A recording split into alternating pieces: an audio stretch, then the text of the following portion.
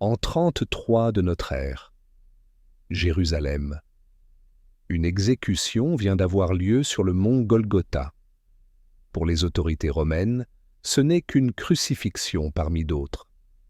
Pourtant, cet événement va déclencher une révolution spirituelle qui changera le monde à jamais. Mais comment une poignée de disciples terrifiés est-elle devenue la plus grande religion du monde? Comment les premiers chrétiens ont-ils survécu aux persécutions?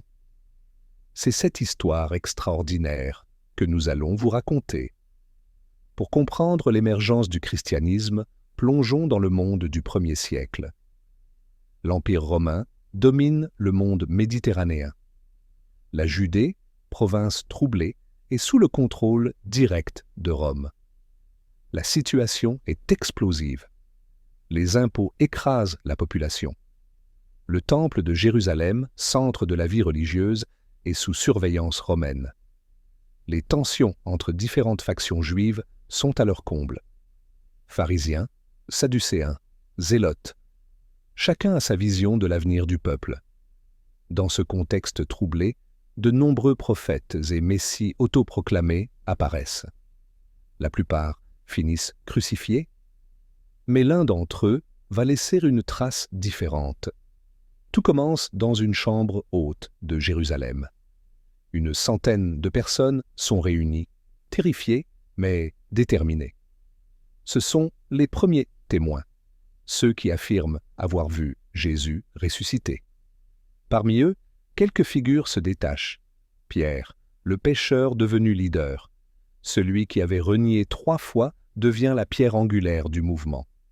Jean, le plus jeune, qui développera une vision mystique profonde de l'enseignement reçu. Jacques, le frère du Seigneur, respecté même par les non-chrétiens pour son ascétisme. Et plus tard, Paul, l'ancien persécuteur bouleversé sur le chemin de Damas, qui ouvrira le mouvement aux non-juifs. Ces hommes, sans éducation pour la plupart, vont accomplir l'impensable, répandre leur message jusqu'aux confins de l'Empire. Comment vivaient ces premiers chrétiens? Pas dans des églises, elles n'existeront pas avant des siècles, mais dans des maisons ordinaires. Les ecclesia domestica sont le cœur de la communauté. Le jour, ils travaillent comme tout le monde, artisans, marchands, esclaves même. Le soir, ils se réunissent en secret. Le repas est partagé, c'est l'agape, suivi de l'Eucharistie, mémorial de leur maître. Les baptêmes ont lieu dans les rivières ou les bassins privés. Les nouveaux convertis sont plongés entièrement dans l'eau, symbole de mort à leur ancienne vie. Ils en ressortent vêtus de blanc, nés à nouveau. La solidarité est totale. Voyez comme ils s'aiment, dira-t-on d'eux. Les riches partagent avec les pauvres. Les veuves et les orphelins sont pris en charge. C'est une révolution sociale silencieuse. Mais le prix à payer est lourd. Étienne, le premier martyr, est lapidé aux portes de Jérusalem. Jacques est exécuté sur ordre d'Hérode. Pierre et Paul finiront à Rome, crucifiés pour l'un, décapités pour l'autre.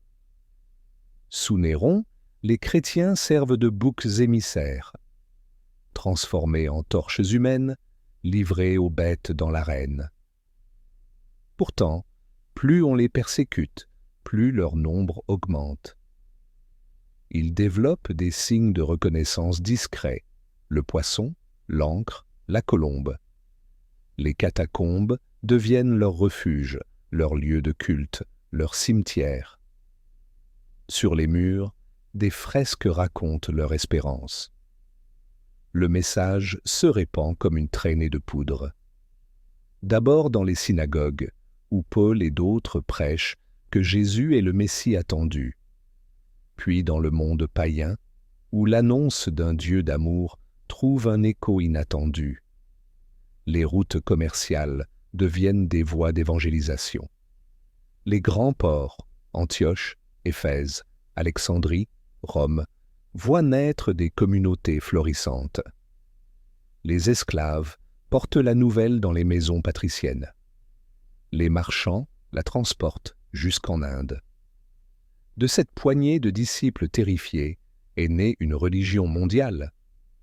Sans armée, sans richesse, sans pouvoir politique, ils ont changé le monde par la seule force de leurs convictions. Leur héritage perdure, des valeurs de partage et d'amour universel qui, 2000 ans plus tard, continuent d'inspirer des millions de personnes. Une révolution pacifique qui a traversé les siècles.